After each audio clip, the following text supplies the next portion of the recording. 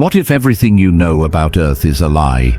Not a divine creation, not a cosmic accident, but a calculated prison, engineered to trap and harvest the one thing that truly matters, your soul. Across ancient civilizations, forbidden texts, and chilling patterns in nature, clues suggest a terrifying truth hiding in plain sight. This video dives deep into the occult origins of our world, exposing the unsettling possibility that Earth is not your home, it's your cage, and the entities behind it. They don't want you to wake up. But once you see the signs, you'll never look at reality the same way again. Have you ever wondered why Earth feels like a prison disguised as paradise? A planet so precisely tuned to human life, yet riddled with suffering, confusion, and endless cycles of birth and death. What if I told you Earth isn't what it seems, that it was never meant to be your home, but a farm? A soul-harvesting mechanism so ancient and so brilliantly deceptive, we mistake it for reality itself. Welcome to the forbidden truth hidden beneath myths, scriptures, and cosmic whispers. Earth was engineered not by divine benevolence, but by powerful interdimensional entities to extract, recycle, and feed off the very essence of human consciousness. The idea isn't fiction, it's embedded in everything from Gnostic texts to quantum field theories that hint at a holographic reality. Consider the ancient Gnostics, who believed the material world was crafted by a false god, the demiurge, a malevolent architect who trapped divine souls in flesh to feed his cosmic hunger. These ideas mirror eerie modern reports from near-death experiences, where souls describe being pulled toward a blinding white light, only to feel drained, manipulated, or forcibly returned, their memories erased. What if that light isn't salvation but a trap, a recycling beacon designed to lure your soul back into the loop of reincarnation? A cosmic slaughterhouse masquerading as spiritual ascension. Now zoom out from the layout of ley lines across Earth, ancient energy grids connecting pyramids, temples, and megaliths, to the bizarre synchronicities in Earth's orbital geometry. Everything points to a constructed system, not an organic one. Even time here is weaponized. You're born, numbered, taxed, named, labeled, and indoctrinated through a mechanized system that ensures maximum emotional output: fear, joy, despair, hope, all feeding into something unseen, like energy harvested through invisible wires. Ancient texts describe the archons, parasitic entities who can't create, only manipulate. They mold worlds like Earth to trap higher beings like us in cycles of illusion, suffering, and soul loss. Even in Hinduism and Buddhism, the idea of samsara, the endless cycle of rebirth, is something to escape from, not embrace. Why would a loving universe bind us to a world where we forget who we are, over and over again, if not to feed on the confusion that comes with that forgetting? And look closer at human emotions. Why is pain so visceral, fear so primal, and love so fleeting? Because emotions are energy, and energy, like anything else, can be harvested. Earth, in this model, becomes a battery, an astral factory farm, where our energetic output is siphoned by beings in higher dimensions, often mistaken for gods or ascended masters. Religions across the world tell us to worship, obey, and surrender, yet they rarely teach us to know ourselves, because self-awareness is a threat to the system. And when people do awaken, strange things happen. Synchronicities, dreams that feel too real, paranormal encounters, or an overwhelming sense that something isn't right with the world. That's not delusion, it's the veil thinning. Think of how many people throughout history who dared to speak these truths were silenced, branded heretics, witches, or lunatics. Why?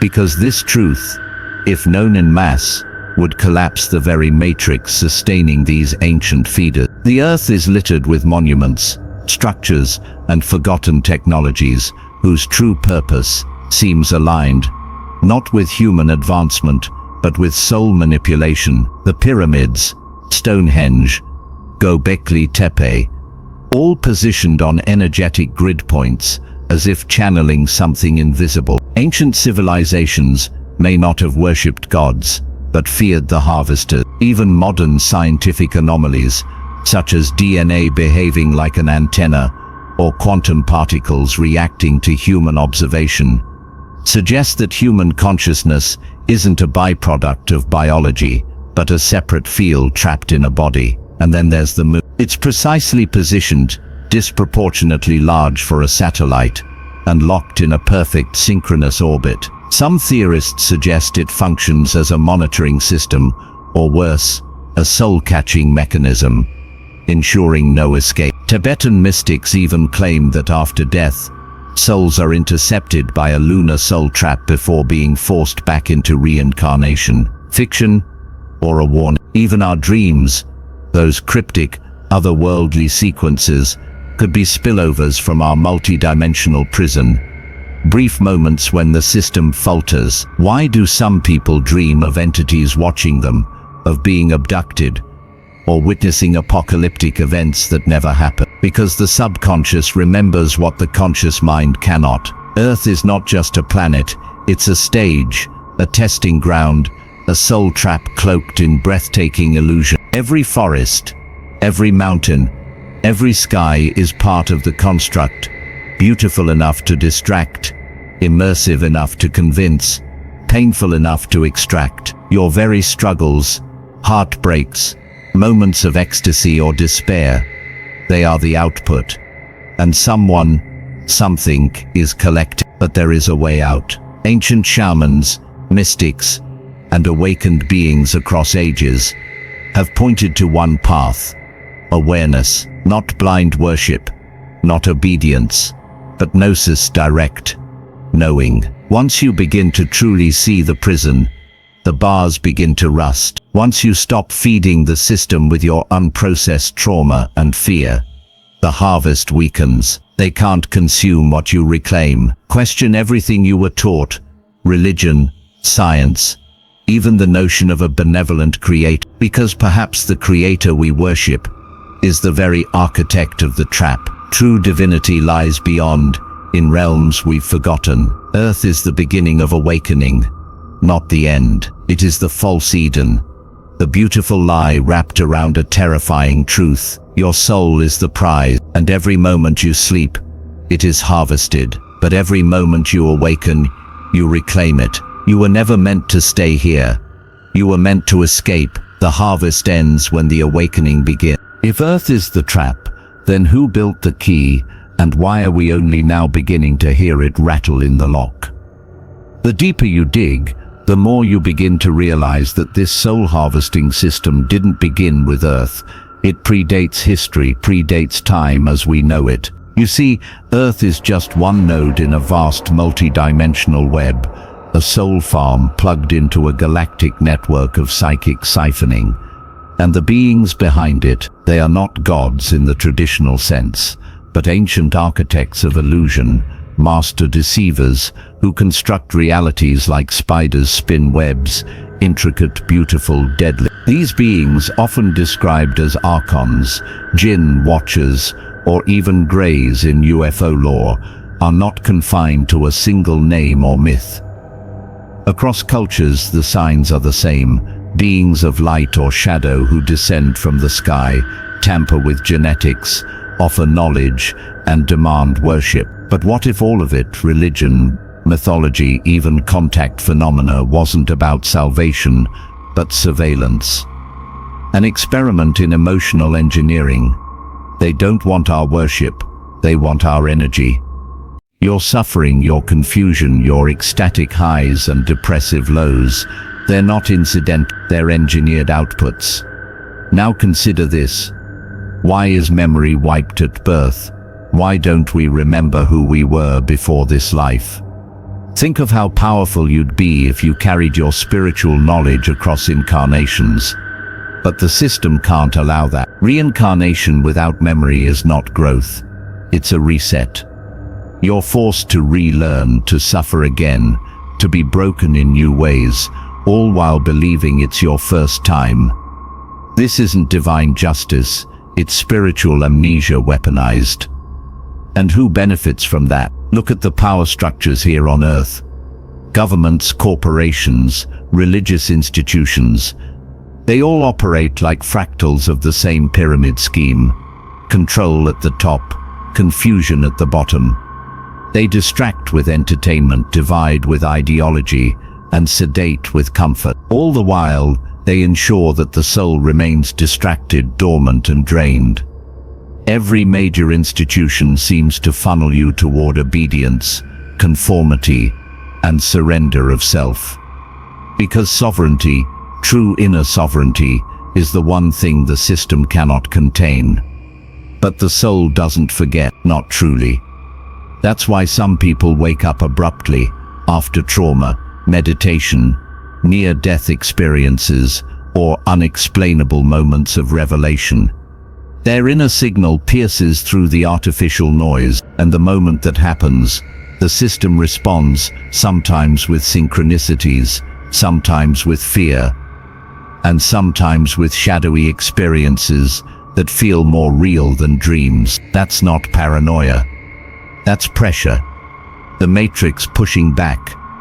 Let's go deeper. Ancient initiates across the world, from the Egyptian mystery schools to the Tibetan lamas to the shamans of the Amazon, all taught that the material world is an illusion, a veil, Maya. But not just any illusion, a prison of perception. They described astral entities, parasites, and soul hunters that latch onto unresolved trauma and feed off recurring emotional loops.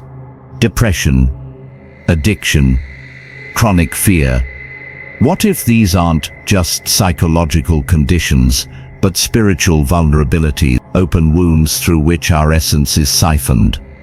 The system thrives on pain, but it doesn't just create suffering, it rewards the perpetuation of suffering. Look at how society elevates martyrdom, glorifies struggle, and frames endurance of pain as noble, while healing, that's seen as selfish. Spiritual autonomy, dangerous. The reason is simple. Healed souls can't be harvested. Awakened minds are immune to manipulation. And then there's technology, the double-edged sword. On one hand, it offers glimpses of freedom, connection, and awareness. On the other, it's rapidly becoming the new cage. From biometric surveillance to algorithmic behavior prediction, the soul farm is going digital. The controllers have evolved. Where once they ruled through fear and religion, now they rule through dopamine loops, data harvesting, and emotional fear. Start asking, who am I beyond the body? Why am I here? What contracts have I unknowingly agreed to? The moment you reclaim your awareness, the system panics. That's why awakening often comes with chaos. Relationships fall apart. Careers dissolve. Health spirals. Because everything built in service of the illusion resists your exit from it. You are unplugging from the machine, and the machine fights back. But there's power in numbers. As more souls awaken, the grid weakens. The harvest yields less. The parasites starve. That's why you're seeing an explosion of spiritual curiosity. Conspiracies. Ancient knowledge returning to light, suppressed texts being decoded. Ancient gods being questioned. The matrix is glitching, the veil is thinning. The truth is surfacing.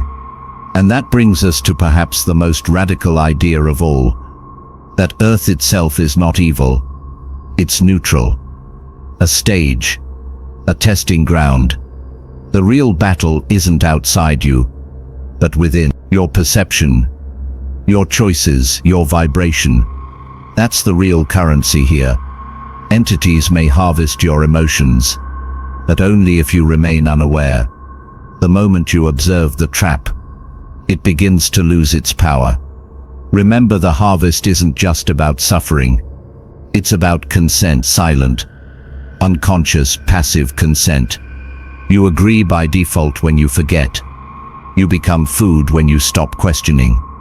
But when you awaken, when you challenge, when you heal, when you feel without being consumed by the feeling, you become untouchable. So how do you escape the farm? Not through violence or rebellion, but through remembrance, through sovereignty, through inner alchemy. Start by breaking the loops. Emotional loops, karmic loops, thought loops. Heal your wounds not just to feel better, but to starve the feeders. Reclaim your energy. Refuse the scripts you were handed. Say no to worship. Say no to victimhood. Say no to the idea that you are less than divine. Meditate. Journal. Fast. Connect with the earth not as a victim, but as a sovereign being. Treat dreams like messages, not noise. Question everything. Seek gnosis, not belief. Gnosis is knowledge from within. Belief is programming from without. And above all, remember that you are not alone. Millions are waking up. The system knows it. That's why the distractions are louder. The fear campaigns stronger. The narratives more extreme. But those are signs of collapse, not strength. Parasites panic when the host awakens. And this awakening is contagious. Your light, once reclaimed, inspires others. One candle can spark thousands. That's why they've worked so hard to keep you small, to convince you that your awakening is meaningless. Because they know it's not. They know it's the beginning of the end. So the next time you feel the weight of the world, the despair of existence, the suffocating repetition, remember that's not life failing you. That's the matrix tightening. And it tightens not because you are doomed, but because you are close to seeing the exit. The earth system is dying. The false light is flickering. The soul farm is being exposed. But what replaces it is up to us. Do we fall into another illusion, another neatly wrapped digital paradigm, or do we step fully into sovereignty, reclaiming the full force of our consciousness? The answer lies within you, not in some savior, not in some prophecy, but in your willingness to know, to feel, to remember. You are not a prisoner. You are not a sinner. You are not weak. You are a multi-dimensional being with the power to rewrite your story, not in the next life, but in this one, right now.